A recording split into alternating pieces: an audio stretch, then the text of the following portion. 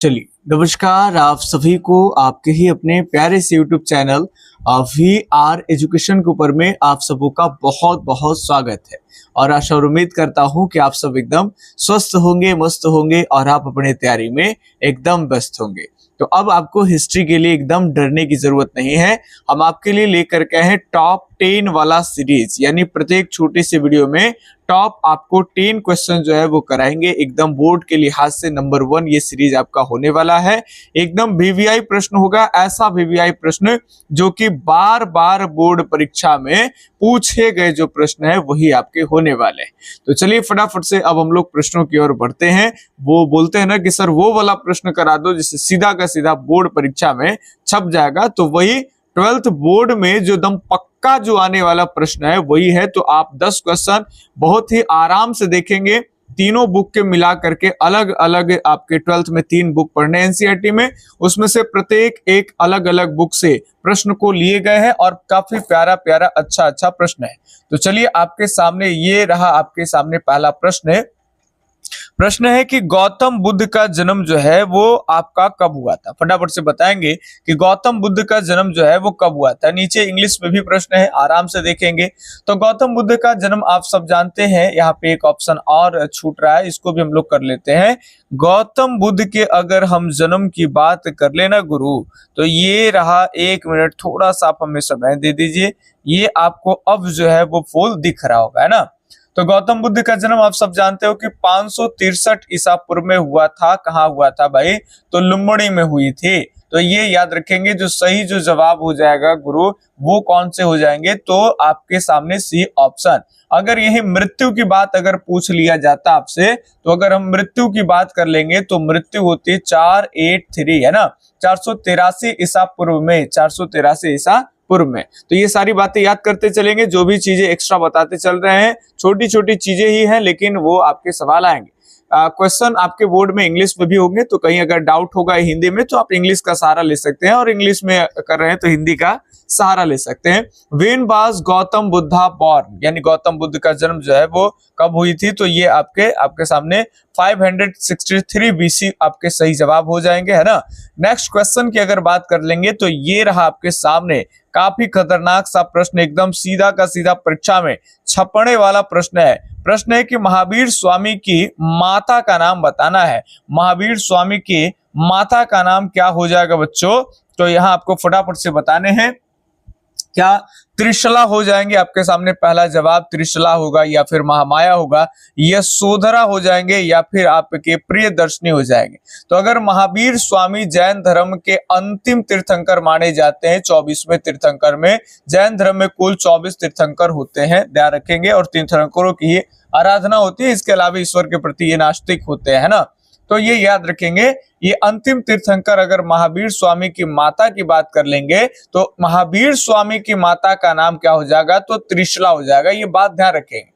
अगर यहीं पे गौतम बुद्ध की अगर माता का नाम रहता, गौतम बुद्ध की माँ का अगर नाम पूछा जाए, तो आपके क्या हो जाएंगे? महामाया हो जाएंगे। और गौतम बुद्ध की महामाया, इनके माँ जन्म दे करके और प्रसव पीड़ा के दौरान इनकी मृत्यु हो गई थी। महामाया के इनके जन्म के 7वें दिन, ऐसा कहा जाता है कि 7वें दिन 7 डेघ जन्म लिए थे तो गौतम बुद्ध चल दिए थे, और 7वें दिन महामाया की मृत्यु भी हो जाती है ना। तो ये कहावतें हैं, कहानियां है, किस्से कहानियां, लेकिन याद रखेंगे। और इनका लालन पालन इनके मौसी प्रजापति गौतमी के द्वारा की जाती है, जो बौद्ध धर्म में आगे चल करके पहली महिला भिक्षुणी भी बनती है इनके मौसी जी, है ना। चलिए नेक्स्ट क्वेश्चन की तरफ बात करते हैं। यहाँ ए ऑप्शन आपके सही जवाब होंगे। अगले सवाल, हर एक सवाल को आप आराम से देखेंगे। What was the name of Mahavir Swami mothers, यानी महावीर स्वामी के मदर का नाम क्या है? तो त्रिशला हो जाएगा। तो इंग्लिश हिंदी दोनों में प्रश्न आपके सामने लेकर के आए हैं। नेक्स्ट क्वेश्चन आपके सामने है, फटाफट से देखेंगे कि भारत में मुगल साम्राज्य की स्थापना जो है वो कब हुई। एक सेकंड बुक का बहुत ही महत्वपूर्ण प्रश्न है। मुगल वंश की नींव कब पड़ती है? 1206 में, या फिर 1336 में, 1526 में, या फिर 1556 में? 1206 आप सब जानते हैं कि गुलाम वंश की नींव पड़ती है ना, कुतुबुद्दीन ऐबक के द्वारा गुलाम वंश की नींव 1226 में 6 में रखी जाती है। 1206 से 1210 तक शासन करता है। 1326 की बात कर लेंगे तो दिल्ली पर एमबीटी मोहम्मद बिन तुगलक का शासन था, है ना। और साथ ही अगर 1336 में बात कर लेंगे तो यहाँ पे एक दक्षिण भारत में नए राज्य का उदय हुआ था जिसे हम विजयनगर साम्राज्य कहते हैं। मध्यकाल में इकलौता हिंदू साम्राज्य है, हिंदू वंश तो कई थे लेकिन साम्राज्य एक ही थे, वो आपके विजयनगर थे। और 1526 की बात कर लेंगे तो यही बाबर तोप लेकर के पहली बार एकदम एंट्री ले लिया पानीपत के मैदान में।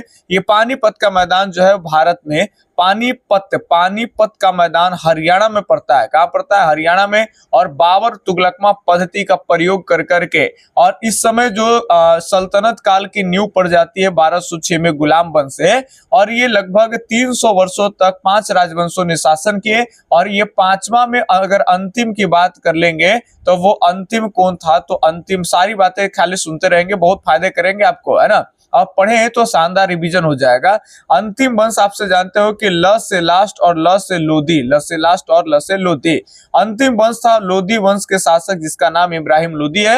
इब्राहिम लोदी को पानीपत के मैदान में बाबर 1526 में बुरी तरह से पराजित करके और बाबर के द्वारा ही मुगल वंश की नींव रखा था। बाबर के बारे में कहानियां जब आप क्लास लेंगे तो वहां पे सारी चीजें बताएंगे कि कैसे बाबर जो है, उनके पिता फरगना के शासक थे, है ना। फाइनली यहाँ सी ऑप्शन सही होगा, फरगना के शासक थे। बाद में फरगना पे जो है वो कब्जा हो गया, फिर समरकंद पे आ गए, समरकंद पे आक्रमण हो गया। लेकिन इन हार के दौरान बाबर कई जगह से ये तुगलकमा पद्धति जो है उससे सीखा। वो कौन ऐसा व्यक्ति था जो बाबर को हराया? तमाम तरह की बातें बैच के अंदर बहुत डीपली क्लास 12th के बच्चों को पढ़ा दिए जा रहे हैं ताकि आगे इन फ्यूचर आप बीपीएससी की तैयारी करें, यूपीएससी की तैयारी करें तो ये सारी चीजें पढ़ने होते हैं, वहां आपको कोई परेशानी नहीं आने वाला, है ना। और वही जो जिससे हारा उससे सीखा और भारत में आया तो उसी प्रयोग के कारण पहले वो जीत भी फतेह हासिल किया और भारत में 4 वर्षों में 4 एक बड़े बड़े युद्ध जो है वो किए, घाघरा हो, चंदेरी हो, है ना, सारे युद्ध में फतेह हासिल किया। नेक्स्ट क्वेश्चन है पानीपत का दूसरा युद्ध जो है वो कब हुआ? तो पानीपत के पहले युद्ध तो 1526 में हुआ। किसके किसके बीच भैया? तो लिखते हैं यहाँ पे, एक थे बाबर जी, बाबर और कौन है? तो बाबर वर्सेस आपके इब्राहिम लोदी। कौन हो जाएंगे? तो इब्राहिम लोदी हो जाएंगे, अंतिम जो है लोदी वंश के शासक है, ठीक। और 1526 की बात कर लेंगे तो पानीपत का होता है दूसरा युद्ध, सेकेंड वॉर शुरू हुआ। अब ये किसके किसके बीच में हुआ? तो ये इस टाइम में जो बाबर के जो लड़के हैं जिसका नाम आपके हुमायूं है, और हुमायूं से जो लड़के होते हैं याद रखेंगे उसका नाम क्या है? अकबर। लेकिन अकबर और इस समय नाम का है कि अकबर और वर्सेस अगर बात कर लेंगे तो विक्रमादित्य हेमू, याद रखेंगे नाम क्या है? तो विक्रमादित्य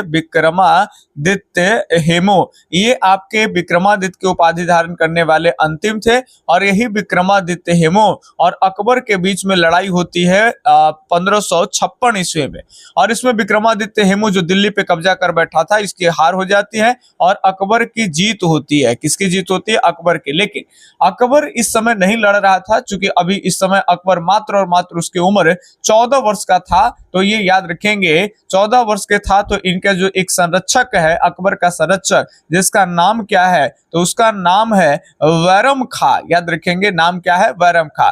तो अकबर के तरफ से लीड कर रहा था बैरम खां। बैरम खां ने ही जीत दिलाया लेकिन नाम किसका हुआ? डायरेक्ट और डायरेक्ट अकबर का हो गया। क्लियर यहाँ तक? तो 1526 में पानीपत का दूसरा लड़ाई हुआ। रट जाइए, याद कर लीजिए, सवाल आएंगे आपके किसके किसके बीच में? तो अकबर और विक्रमादित्य हेमू के बीच में। हार की हुई किसकी हुई? विक्रमादित्य हेमू की। और अकबर की जीत हुई और अकबर के तरफ से कौन उसका संरक्षण लड़ रहा था? उसका नाम बैरम खां है। आगे कहानी के सीक्वेंस पढ़ेंगे तो पता चलता है कि बैरम खां को अकबर एक दिन बोलता है कि अब आप बुजुर्ग हो गए, आपसे कुछ नहीं समझेगा, आप चुपचाप जाइए और मक्का मदीना की तरफ आप चले जाइए, है ना। और फिर बैरम खां जो कि एकदम बुजुर्ग हो गया, उनके पत्नी से अकबर विवाह कर लेता है और बैरम खां के पत्नी को पत्नी और बैरम खां के बेटे को खान उनको बेटे का दर्जा जो है वो अकबर के द्वारा दी जाती है। यहाँ पे आपको इंग्लिश में चीजें लिखी हुई है। When did the second battle of Panipat take place, है ना।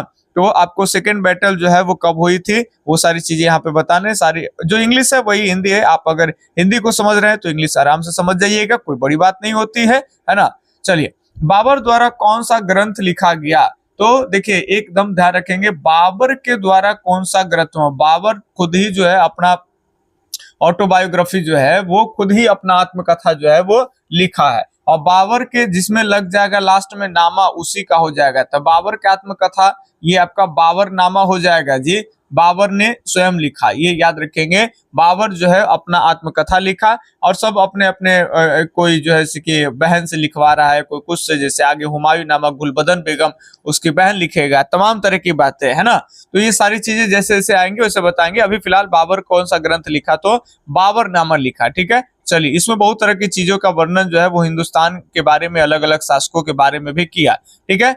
विच book was written by Babur, कौन से बाबर के द्वारा कौन से बुक लिखा गया, अकबरनामा या फिर आपके बहादुर नामा या हुमायूं नामा, जहांगीर नामा, ये सारी चीजें है। अब एक बहुत ही शानदार एकदम मस्त वाला जो प्रश्न होता है, एकदम बर्फी वाला प्रश्न है, तो बताएंगे फटाफट से। आप लोग बर्फी खाए हैं, कमेंट करके बताइएगा, है ना। पहले हम तो वो वाला बर्फी खाए, हमें याद है कि ऐसे एक बर्फी आती थी, बड़ा ही मस्त लगता था। देखिए कैसे आते थे, ऐसे कर करके एक चौकोल में बर्फी आती थी और उसमें कटिंग होता था। 1 रुपया में बर्फी होती थी उस समय हमारे जमाने में गुरु।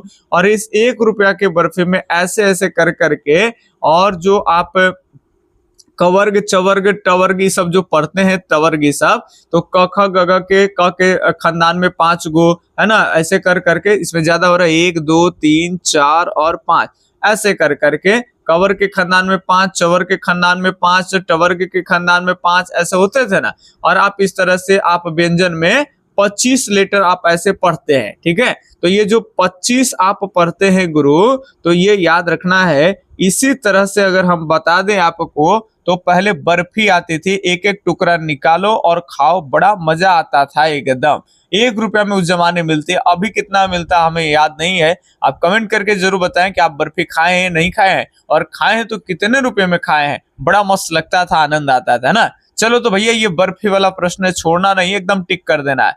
विजयनगर साम्राज्य से संबंधित वंश है कौन सा? क्या वो संगम है, सालूब है, तुलुब है, या फिर इनमें से सभी?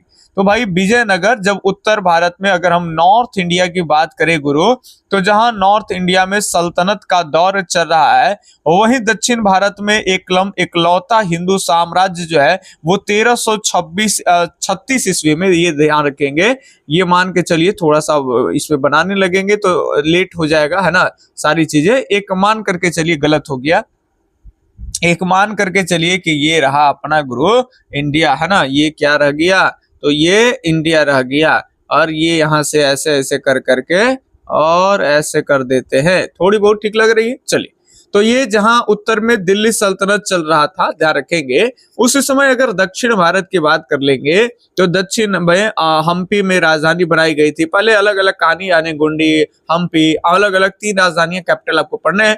तो विजयनगर में याद रखना है, मोहम्मद बिन तुगलक से आजाद होकर के हरिहर और बुक्का 2 भाई जो है वो उन्होंने मिलकर करके संगम वंश की नींव रखे। आगे इसमें 4 राजवंशों ने विजयनगर में, याद रखेंगे, कुल 4 राजवंशों ने शासन किए, जिसमें पहले आपका संगम, फिर सालूब, तुलुब, और एक और वंश है जिसका नाम यहाँ पे लिख देते हैं, उसका नाम था अरविडु वंश। याद रखेंगे क्या नाम था? अरविडु। तो अरविडु ये आपके लास्ट वंश है। इसमें सबसे योग्य, इन सभी वंशों में सबसे खतरनाक शासक तुलुब वंश के एक शासक हैं जिनका नाम कृष्णदेव राय है। तो प्रश्न उनसे आएगा तो हम आपको बताएंगे।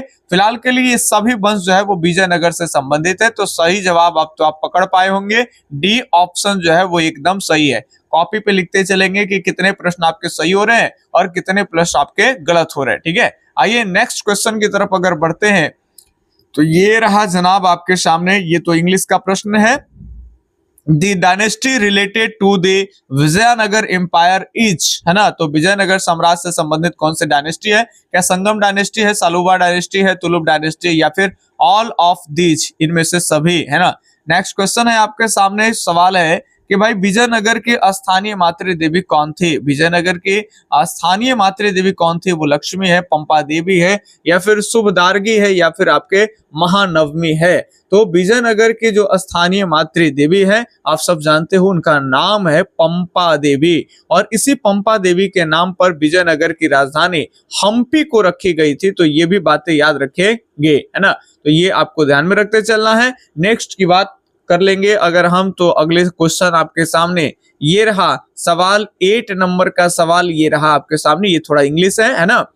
Who was the local mother goddess of Vijayanagar, है ना, विजयनगर साम्राज्य की लोकल मॉडरेट कर रहे हैं, ये क्या है भाई, मदर गॉडेट है ना, मातृ देवी का नाम।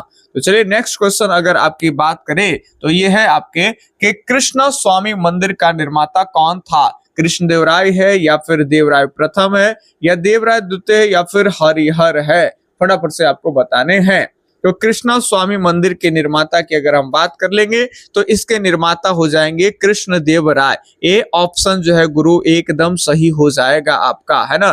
फटाफट से आप लोग कमेंट भी करेंगे कि आप कहां से इस क्लास को देख रहे हैं। आप यकीन मानिए अब धीरे धीरे प्रयास रहेगा हमारा कि इस वीआर एजुकेशन पे पुराने अंदाज से नए जो अभी आगे 2027 में 2028 में जो एग्जाम देने वाले कैंडिडेट बच्चे हैं उनके लिए नया वाला प्लेलिस्ट बना करके, और इस प्लेलिस्ट को इस बार कहना नहीं, वादा नहीं करना है, कंटिन्यू निभाना है। तो आप तमाम अपने भाइयों के साथ में, अपने अलग अलग मित्रों के साथ आप इस क्लास को शेयर करेंगे तो आपको सुबह के सुबह जो है वो एक छोटा सा वीडियो जहां ढेर सारी प्रश्न के साथ में जानकारी भी देते चलेंगे, सुबह के 6 बजे एक दिन बीच कर करके आपको टॉप 10 वाला वीडियो क्लास मिल जाएगा। हिस्ट्री का, ज्योग्राफी का, है ना, पॉलिटी का, सबका मिलने लगेगा। बताएंगे तो ये तो आपका सही हो गया। कृष्णदेव राय, इनके समय में कई मंदिरों का निर्माण हुआ, कई मंदिर जो है वो अलग अलग समय में बने रहे थे लेकिन इनके समय में कंप्लीट हुआ, तो पूर्ण क्रेडिट इनको मिल जाता है। ठीक है, कृष्णदेव राय। कृष्णदेव राय की बात कर लेंगे तो एक बात आपको और बताते हैं, कृष्णदेव राय जो है वो विजयनगर के पूरे महान शासकों में से एक है। यहाँ तक कि बाबर भी लिखते हैं कि हम जब भारत में आए थे तो उस समय अगर कोई योद्धा था, कोई बड़ा अगर वीर योद्धा था तो वो कृष्णदेव राय था। और ये योद्धा के साथ में अगर बता दे, कृष्णदेव राय जो थे वो दक्षिण भारत में विजयनगर के काफी महान शासक में जाने जाते हैं। और ये योद्धा के साथ साथ एक बड़ी कवि भी है ना। ये अमुक्ता मल्याद और कई रचना इनके ग्रंथ है जहां से प्रश्न भी बनते हैं। और यही नहीं, इन्होंने अपने दरबार में, याद रखेंगे, 8 कवियों का ग्रुप रखे थे विद्वानों का, जिसे अष्ट दिग्गज कहते हैं। क्या कहते हैं? तो अष्ट दिग्गज। तो 2 तरह के सवाल आएगा। अष्ट दिग्गज की बात अगर करेंगे तो अष्ट दिग्गज का संबंध कृष्णदेव राय से है। एक होता है अष्ट प्रधान, ये सारी बातें आपको हम बता दें। एक क्या होता है भाई, तो अष्ट प्रधान, तो इसका संबंध जो हो जाएगा अष्ट प्रबंध का प्रधान का संबंध जो हो जाएगा अष्ट प्रधान, ये आपके जो हो जाएंगे शिवाजी के जो एक प्रशासनिक है उससे संबंधित हो जाएगा।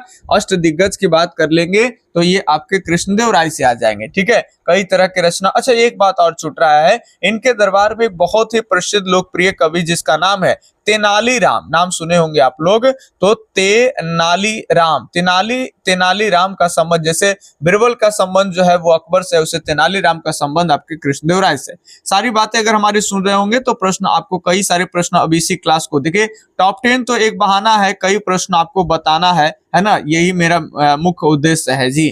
Who was the builder of Krishna Swami temple, है ना, कृष्ण स्वामी मंदिर का निर्माता कौन है? बिल्डर मतलब निर्माता।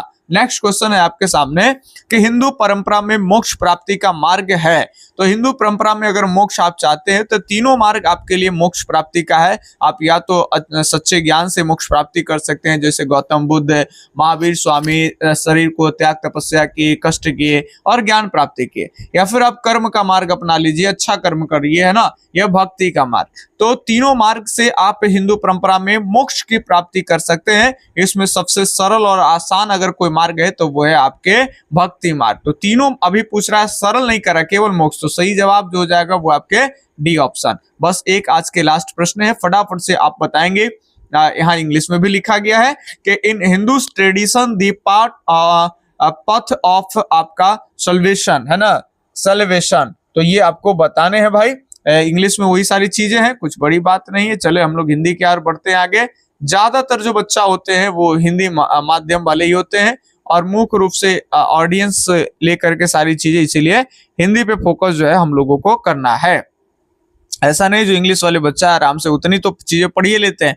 अब आगे आगे आपके सामने एकदम कोहिनूर प्रश्न। ये प्रश्न आपको ज्योग्राफी में भी काम आएंगे, ये प्रश्न हिस्ट्री में भी काम आएंगे, और पॉलिटी, अगर इंटरनेशनल पॉलिटी पढ़ रहे हैं तो वहां भी आपको चीजें काम आएंगी। सुएज नहर व्यापार हेतु कब खोली गई? 1870 में, 1870 में, 1869 में, 1869 में, 1878 में, 1878 में, 1860 में कब खोली गई? तो ध्यान रखेंगे आप सब जानते हो कि 2 अक्टूबर 1869 को महात्मा गांधी जी का जन्म हुआ। 1869 में महात्मा गांधी जी का जन्म हुआ और इसी वर्ष याद रखेंगे व्यापार हेतु सुएज नहर को खोल दिया गया। ये सुएज नहर कौन है भाई, कहां पड़ता है?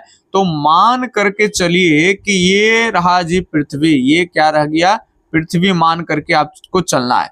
तो आप अगर देखेंगे तो इधर आपको बेसिकली इसे थोड़ा बहुत आपको बना के बता दे, ये मान के चलिए कि ये आपका नॉर्थ अमेरिका महाद्वीप हो गया, है ना। कौन अमेरिका महाद्वीप हो गया भाई? तो ये आपके नॉर्थ अमेरिका महाद्वीप हो गया। इधर में आपका अटलांटिक महासागर मिल जाएगा। जस्ट यहाँ से आपका जो है वो आपके यूरोप के कंट्री शुरू हो जाएंगी, है ना। कौन से कंट्री? यूरोप के। तो ऐसे अगर देखेंगे आप तो ये यूरोप का ये जूता की तरह इटली हो जाएगा और ये एशिया से ऐसे कनेक्ट हो जाएगा। इसके नीचे की अगर हम बात कर लेंगे तो ये आपके नीचे में जो एरिया देख रहे हैं, हालांकि ऐसे नहीं ऐसे होगा, ये जो देख रहे हैं इसके नीचे में एकदम बड़ा सा नीचे की ओर जाएगा अफ्रीका महाद्वीप और ये आपके ऐसे गड़बड़ हो गया। यहाँ पे आपका मेडागास्कर है, आप समझ पा रहे हो। कलर ब्लू कलर ले लेते हैं, यहाँ पे ब्लू कलर से हम ओशियन को रिप्रेजेंट कर लेते हैं। ये आपके सागर हो गया, इसको क्या कहते हैं भाई? अटलांटिक महासागर। और इधर जो सागर है इस सागर को कहते हैं हम लोग भूमध्य सागर, ठीक है। और यहाँ पर भी आपके सागर है, इसे लाल सागर कहते हैं, रेड ओशियन कहेंगे, रेड सी कहेंगे और ये आपके मेडिटेरियन सी, भूमध्य सागर। अब यहाँ अगर हम आपको बताते चले कुछ और भी बातें, तो अगर आप वर्ल्ड में देखेंगे तो हालांकि हम उल्टा ये बना दिए, आपको ये सटा हुआ लगेगा लेकिन सटा नहीं है, सागर ये अटलांटिक महासागर से कनेक्ट है। तो ये आपको समझना है कि ये यूरोप से जो पुर्तगाली होते थे या ब्रिटेन से होते थे लोग, ऐसे अटलांटिक महासागर से उत्तर अटलांटिक से दक्षिण अटलांटिक पार करके और ये अफ्रीका के रास्ते ऐसे जो है वो मेडागास्कर ऐसे आ करके और इधर ऐसे आ करके इंडिया से व्यापार करते थे, जो कि काफी दूर हो जाते थे। मान के चलिए कि सपोज ये आपका अपना ये इंडिया है, ठीक है। तो इंडिया से व्यापार करते थे, लेकिन सुएज नहर पे यहाँ पे एक थोड़ा सा लैंडमास का एरिया था, जमीन था अस्तर वाला, इसको कट कर करके और क्या किया गया कि इस सागर को इस सागर से जोड़ दिया गया, जिससे सुएज नहर कहते हैं। और ये व्यापार के लिए खोल दिया गया 1869 में। और यहाँ से जब भी व्यापार होते थे सीधा सुएज नहर में जाती और भूमध्य सागर से होकर करके ये फ्रांस जाना है या फिर इटली जाना है या पुर्तगाल है या स्पेन है या फिर आपके ब्रिटेन है, आराम से इजिली जो है वो चली जाते। तो चलिए इतने बाखूबी ढंग से चीजों को समझाने का प्रयास करें। थोड़ा सा अगर सीरीज में लाभ मिला होगा आपको तो प्लीज आप हमें लाइक कर दीजिए, अच्छा लगेगा, मनोबल बढ़ता है और हम प्रेरित होंगे आपसे अगले वीडियो को बनाने के लिए। तो चलिए अब मिलेंगे किसी अगले क्लास में। चैनल सब्सक्राइब नहीं किए तो कर लीजिए, लाइक नहीं किए वीडियो को तो लाइक कर दीजिए, है ना। कहाँ से देख रहे हैं आप जरूर कमेंट करके बताएंगे, हमें बेहद अच्छा लगता है अलग अलग शायरों के बारे में जानने के लिए। हम मिलेंगे आपसे अगली क्लास के अंदर में, तब तक के लिए धन्यवाद, जय हिंद, अल्लाह हाफिज, आपका दिन शुभ हो, राधे राधे।